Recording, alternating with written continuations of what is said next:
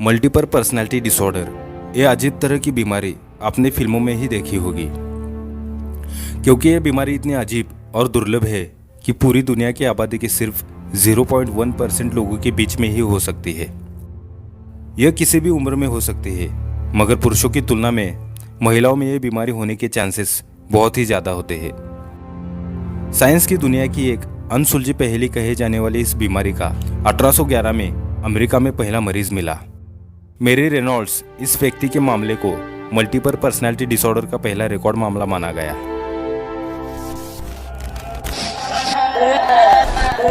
Multiple personality disorder एक ऐसी बीमारी है जिसमें कोई भी व्यक्ति अपने अंदर दो या दो से ज़्यादा पहचान लिए जीने लगता है, और ये सभी पहचान एक दूसरे से अलग होती है।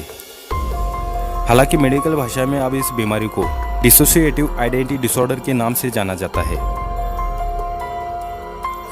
डिसोसिएटिव आइडेंटिटी डिसऑर्डर के मरीज एक ही व्यक्ति एक समय पर अलग अलग तरह से बर्ताव कर सकते हैं। डॉक्टर्स के मुताबिक ये एक बहुत ही गंभीर मानसिक स्थिति मानी जाती है। इस बीमारी को आमतौर पर पागलपन से जोड़ा जाता है, क्योंकि इस बीमारी का मरीज खुद के साथ साथ अपने आसपास के लोगों के लिए भी एक खतरा बन सकता है। तो क्या मल्टीपल पर्सनैलिटी डिसऑर्डर का मतलब पागलपन है? वैसे देखा जाए तो हर आम इंसान इस तरह की अजीब बीमारी को पागलपन ही कहेंगे। मेंटल हेल्थ एक ऐसा विषय है जिसके बारे में लोग खुलकर बात नहीं करते, तो इसे पागलपन कहना ठीक नहीं होगा, क्योंकि ये एक तरह की बीमारी ही है। मानसिक समस्या जन्मजात और किसी भी पड़ाव में हो सकती है। हालांकि इसके लक्षण हर किसी में अलग अलग भी हो सकते हैं, और मानसिक समस्याएं कई तरह की भी होती है। तो इस बीमारी के लक्षण क्या है? डिसोसिएटिव आइडेंटिटी डिसऑर्डर ये बीमारी कब किसी व्यक्ति को हो सकती है, इसका अंदाजा नहीं लगाया जा सकता है।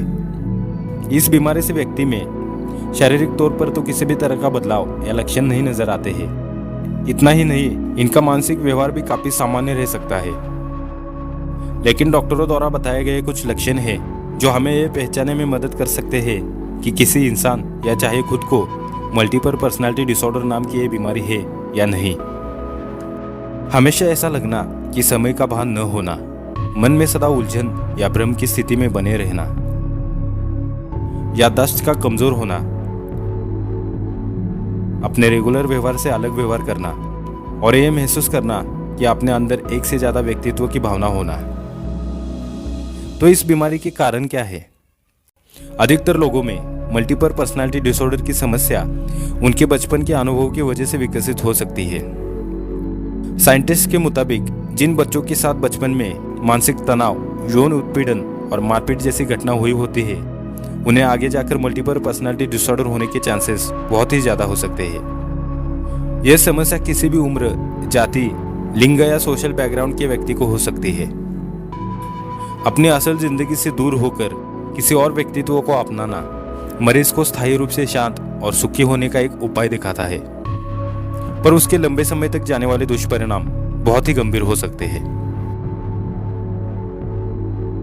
थैंकफुली इस अजीब बीमारी का इलाज भी है। इस डिसऑर्डर का इलाज आमतौर पर साइकियाट्रिस्ट द्वारा किया जाता है। साइकियाट्रिस्ट ट्रैकिंग थेरेपी की मदद से इस बीमारी को जड़ से खोजते हैं और इसका निवारण भी करते हैं। इस थेरेपी में खासकर रोगी को मुख्यतः कुछ खास बातें या पॉइंट्स पर जागरूक किया जाता है, जिसमें मरीज को उसके मानसिक स्थिति के बारे में साफ तौर पर बताया जाता है, और मानसिक रूप से अलग अलग भावनाओं को सहन करने की शक्ति भी बढ़ाई जाती है। भविष्य में दोबारा डिटैचमेंट की भावना, नाई टाइम और स्ट्रेस मैनेजमेंट पर जोर और रिश्तों में सुधार की सीख, ऐसे कई सारे पॉइंट्स हैं जिन पर साइकियाट्रिस्ट रोगी का मार्गदर्शन करते हैं। इस प्रकार का इलाज रोगी का आत्मबल और विश्वास बढ़ाता है, और वह मानसिक रूप से और भी मजबूत होते हैं। और इस तरह से इस अजीब बीमारी का इलाज किया जाता है। डिसोसिएटिव आइडेंटिटी डिसऑर्डर, इस बीमारी के ऊपर बहुत सी फिल्में भी बनी हैं, जिसमें शामिल है अपरिचित, भूल भुलैया, तमाशा और कार्तिक कॉलिंग कार्तिक।